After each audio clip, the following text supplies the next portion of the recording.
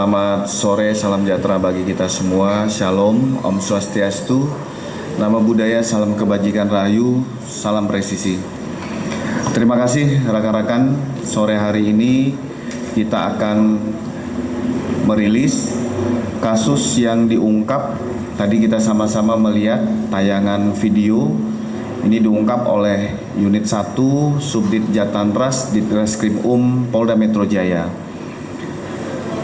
Pengungkapan ini dari laporan polisi yang ada di Polsek Cimanggis, sehingga penyelidikan dilakukan dengan adanya beberapa keterangan saksi serta didukung dari konten video yang muncul. Jadi sebenarnya sebelum viral ini sudah dilakukan penanganan oleh Subdit Jatanras. Adapun LP ini di Polsek Cimanggis Depok tanggal 30 September 2025 dan waktu kejadian Selasa 30 September 2025 sekira pukul 14.30 WIB di Kelurahan Mekarsari, Cimanggis Depok, di mana yang menjadi korban adalah wanita dengan inisial IN berusia 25 tahun dan tersangka inisial A berusia 25 tahun. Ada beberapa barang bukti yang sudah diamankan penyidik. Dalam proses penyelidikan didapat modus operandi bahwa di latar belakang ini karena terjadi cekcok antara tersangka dengan korban sehingga terjadi penganiayaan baik itu fisik maupun verbal. Secara detail nanti kronologis lengkap akan disampaikan oleh Pak Wadi Reskrim dan Kasubdit Jatanras. Waktu dan tempat kami persilakan.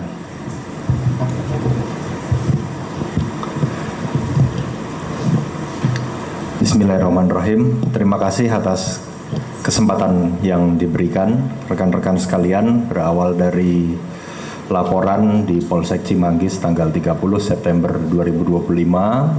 Kemudian juga ada video yang diunggah di platform X maupun Twitter di tanggal 14 November 2025. Kami dari Direktorat Reserse Kriminal Umum Polda Metro Jaya bergerak untuk mendalami peristiwa tersebut, mengumpulkan bukti dan juga mencari pelaku kekerasan terhadap perempuan tersebut. Tim yang dipimpin oleh Kasubdit Jatanras pada tanggal 14 November malam hari telah berhasil menangkap pelaku di daerah Cilincing, Jakarta Utara. Pelaku berinisial A, usianya 25 tahun, pekerjaan karyawan swasta, teknisi di sebuah perusahaan. Pelaku mengakui perbuatannya, melakukan berbagai bentuk kekerasan maupun ancaman kepada korban, mulai dari kekerasan verbal hingga penganiayaan fisik yang sudah berulang kali dilakukan kepada korban berinisial IN. Dari proses penanganan perkara yang dilakukan, kami sudah mengumpulkan 4 barang bukti, diperkuat dengan surat hasil visum dari Rumah Sakit Sentra Medika Cisalak. Dari serangkaian penyelidikan dan penyidikan yang telah dilakukan sampai dengan hari ini, ada 7 fakta yang terungkap dalam proses penyidikan, bahwa korban dan tersangka saling mengenal melalui aplikasi kencan Bumble di bulan Agustus 2024 dan sejak saat itu mulai berpacaran. Kemudian sejak bulan Oktober 2024 antara tersangka dan korban ini bersepakat untuk tinggal bersama dengan domisili berpindah-pindah, mulai dari Jakarta Utara, kemudian Jakarta Pusat, dan juga terakhir di Kota Depok.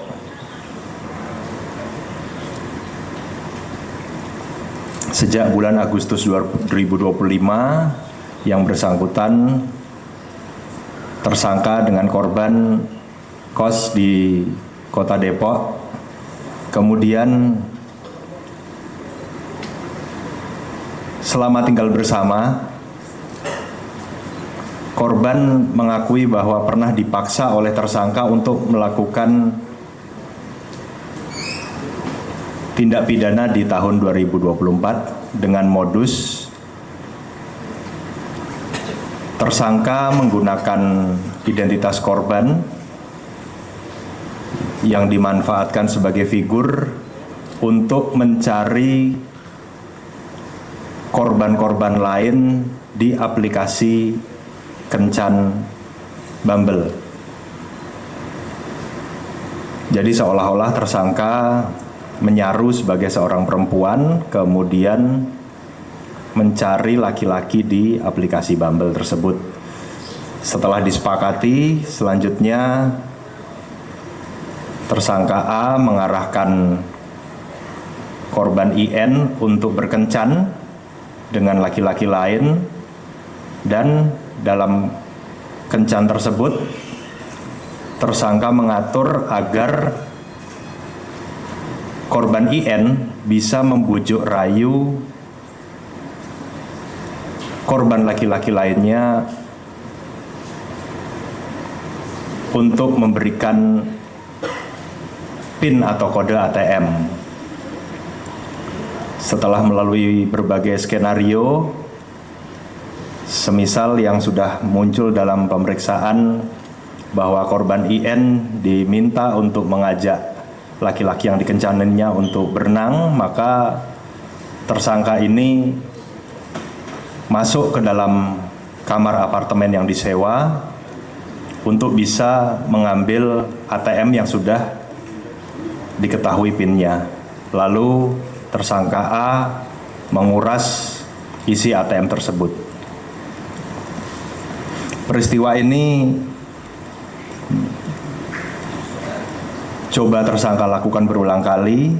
Kemudian pada bulan Agustus 2025 dan bulan September 2025, tersangka A memaksa korban IN untuk kembali melakukan hal yang sama. Tetapi di bulan Agustus dan September, korban IN ini menolak. Lalu terjadilah kekerasan fisik sebagaimana dilaporkan di Polsek Cimanggis, Polres Metro Depok.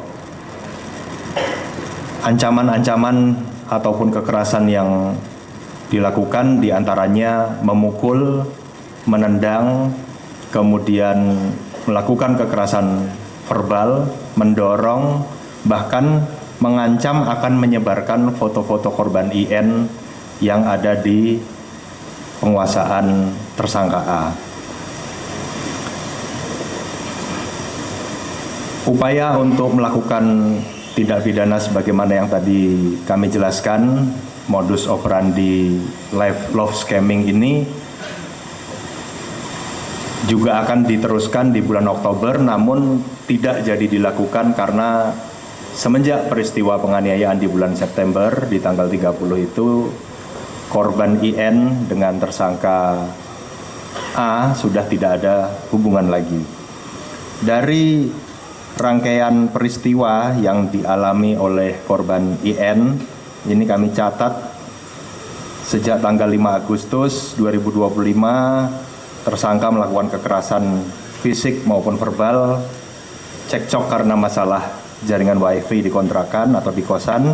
Kemudian berturut-turut tanggal 25 September 2025, tanggal 29 September 2025, tanggal 30 September 2025 tersangka A terus melakukan kekerasan penganiayaan kepada korban.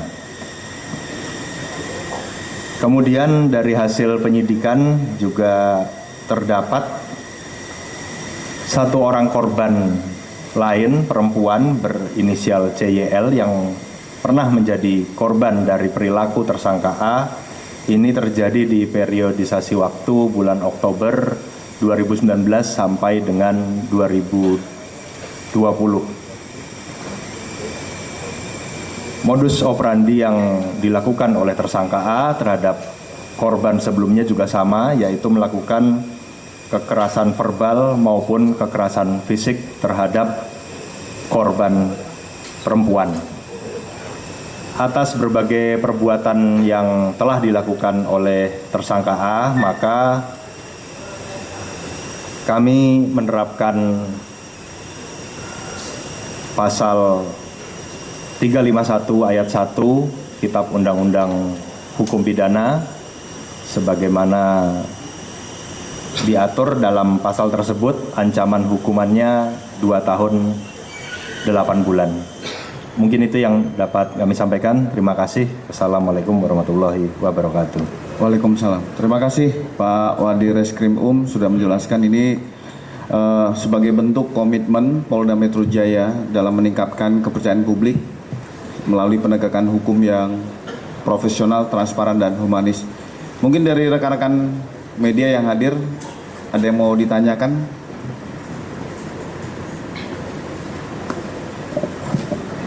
Halo TV One, mau bertanya apa? Tadi di video itu kan tertulis beberapa wanita. Sebenarnya korbannya berapa? Apakah hanya 2 atau ada lagi? Terus pertanyaan selanjutnya, selama modus penipuan itu apakah ada pembobolan yang berhasil? Dan jika berhasil, apakah korban ini sejatinya pertama kali membobol atau sudah sering tapi pada periode bulan Agustus hingga September menolak atau sebelumnya tidak menolak? Seperti apa, Pak? Ya, terima kasih Mbak Frigit dari TV One. Silakan Pak Wadir. Terima kasih. Untuk korban perempuan yang sudah teridentifikasi ada 2 dan ini akan terus kita dalami. Kemudian modus-modus love scamming ini dilakukan beberapa kali. Kami sampai saat ini masih menelusuri identitas para korban karena memang dari korban-korban lain khususnya perempuan ini kita coba dalami dan uang hasil love scamming ini dipergunakan oleh tersangka untuk kebutuhan sehari-hari. Ya. Ya, mengakui. Ada lagi menganggur. Tersangka tadi sudah kami jelaskan karyawan yang bekerja sebagai teknisi jaringan di sebuah perusahaan swasta. Ya. Ada lagi mungkin rekan-rekan? Si N ini dia kan sempat ikut membobol juga ya Pak ya. Nah ini apakah dia akan diusut juga Pak? Soalnya kan dia sempat ikut serta membobol si rekening itu. Terus untuk apa sih untuk nominal kerugian ATM yang dibobol itu berapa Pak?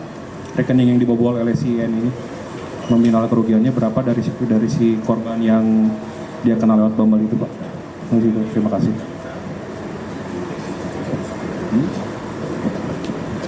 Ya.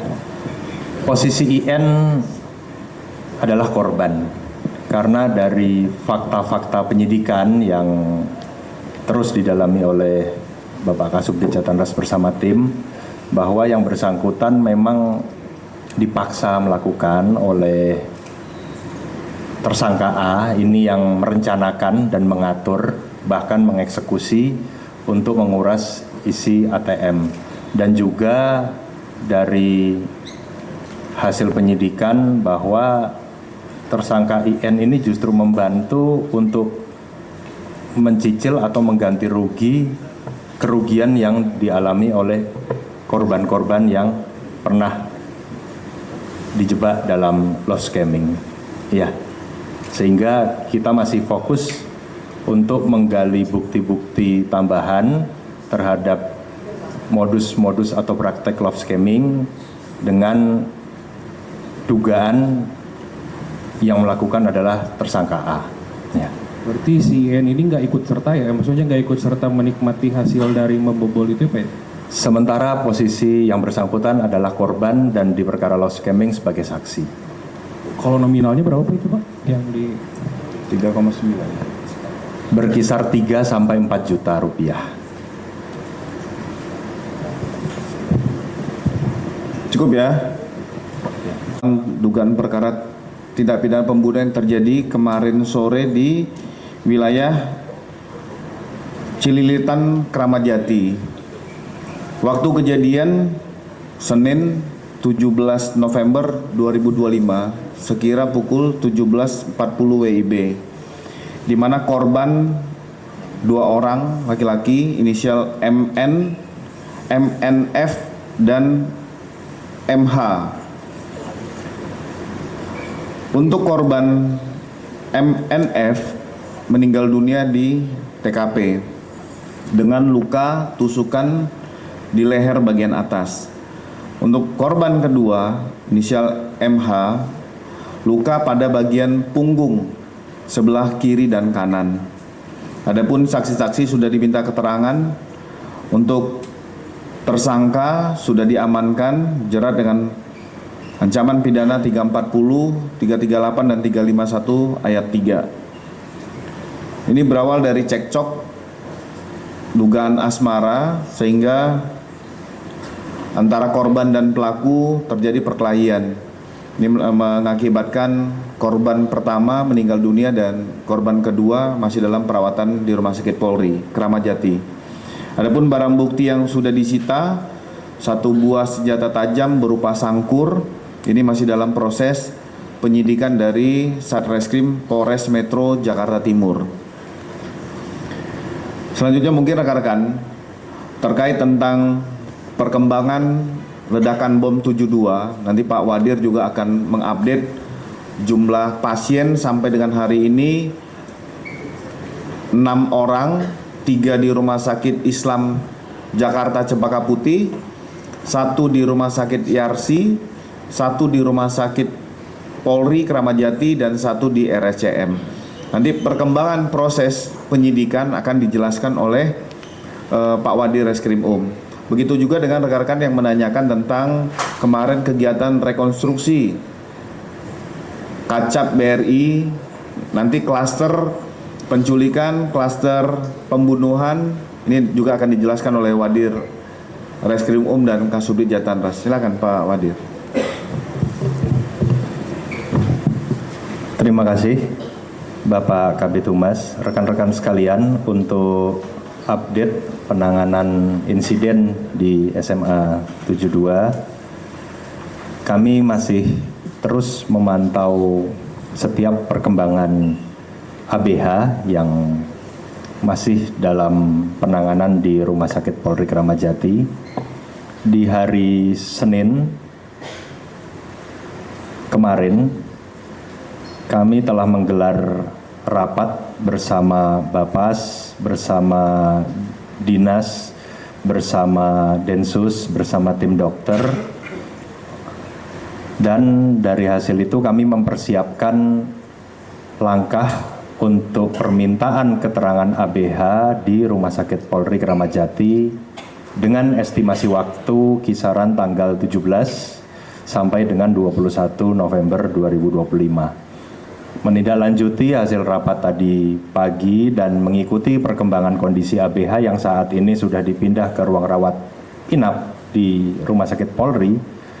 Tadi pagi tim dari Ditreskrim Polda Metro Jaya bersama para pendamping termasuk dari psikolog menuju ke Rumah Sakit Polri Kramat Jati untuk bertemu dengan tim dokter yang mengawasi ABH. Namun demikian, sampai dengan kemarin ABH baru saja selesai menggunakan selang makan dan terpantau sampai pagi tadi kondisinya belum memungkinkan untuk dimintai keterangan. Namun langkah-langkah lain seperti pendalaman terhadap bukti-bukti digital dan bukti-bukti yang ada di puslapor masih terus kami lakukan, termasuk juga melakukan permintaan keterangan terhadap saksi-saksi maupun anak yang sudah terjadwalkan di pekan ini. Sementara itu, terima kasih. Dari Detik, ada yang mau saya tanya itu kan kemarin di rekonstruksinya dijelasin ya si korbannya ini berpindah-pindah mobil gitu dan sempat dianiaya juga, dicekik gitu. Nah untuk si korbannya ini itu meninggalnya pas di mana gitu, di posisi di tempat mana, dan pelakunya siapa yang mengeksekusi gitu Pak Kabid? Karena kan yang menganiaya kayaknya lebih dari satu orang kemarin dalam rekonstruksinya.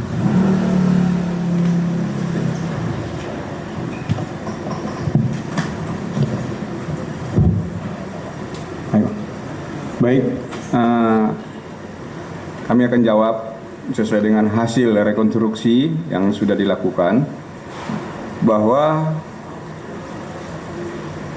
korban meninggal pada saat setelah dipindahkan dari mobil awal, dari mobil Avanza, dari tim penculik yang sudah kami sampaikan pada rilis di awal, dari tim penculik kepada tim penjemput, yang mana dipindahkan ke mobil Fortuner.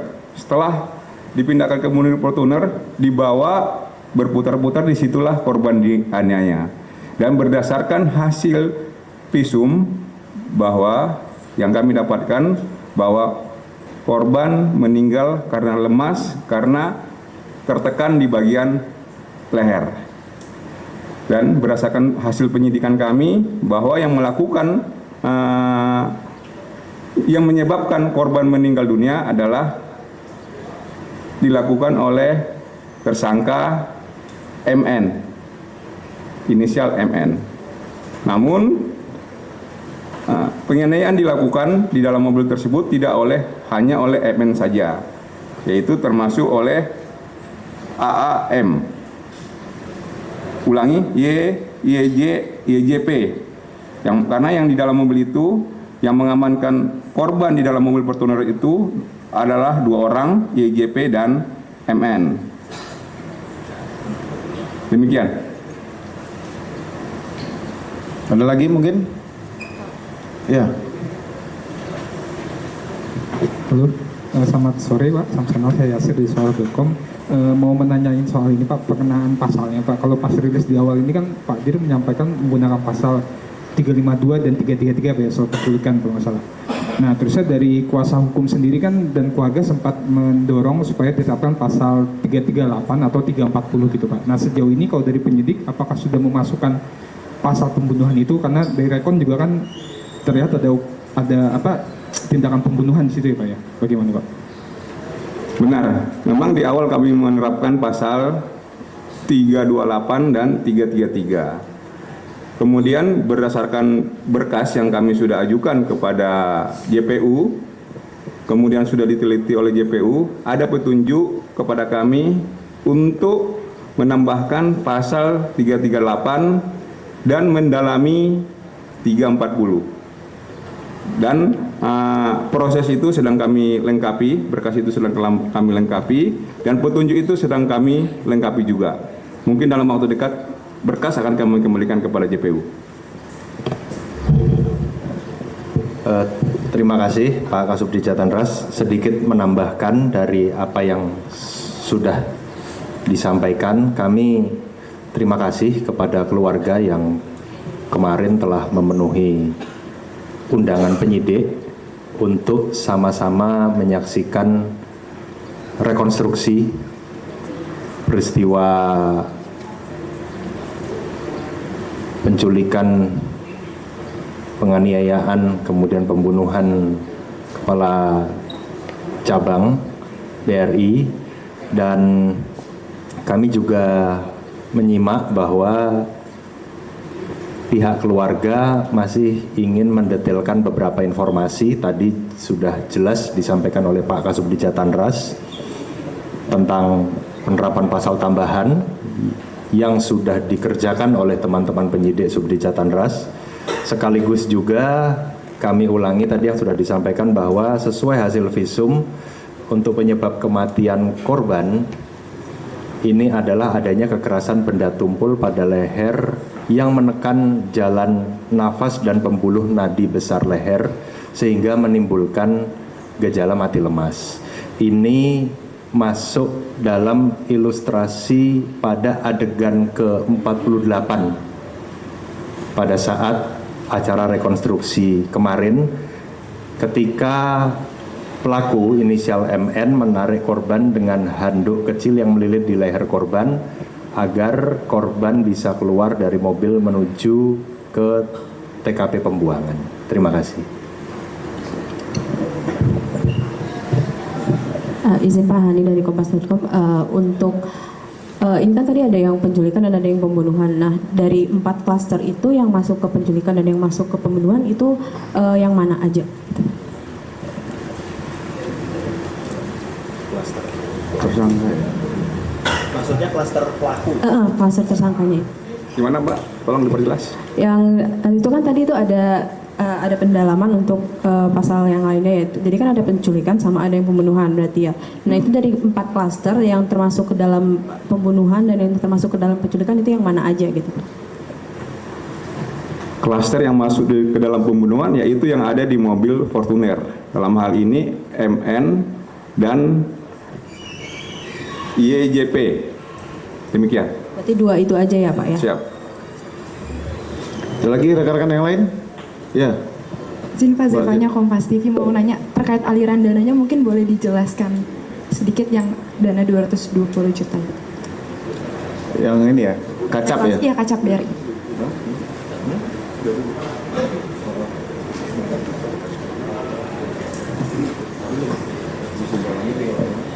Udah Bang, itu kan sudah dijelaskan di rilis dulu.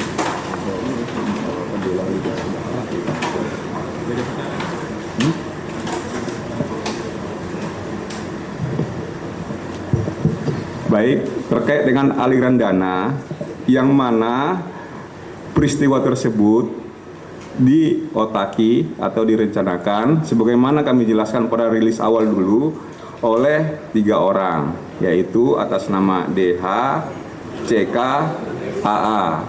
Kemudian DH mengajak saudara YJP untuk melaksanakan rencana mereka, sehingga saudara YJP tergiur untuk melaksanakan rencana tersebut.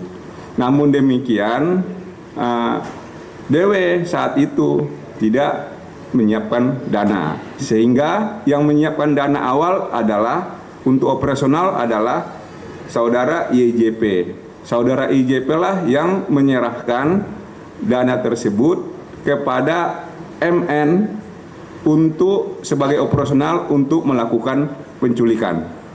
Demikian. Semuanya diserahkan kepada MN, nanti MN yang mendistribusikan. Dari MN ya Pak? Ya. Cukup ya rekan-rekan? Ya, terakhir Mas. Selamat sore Pak, izin saya Rama dari Pak.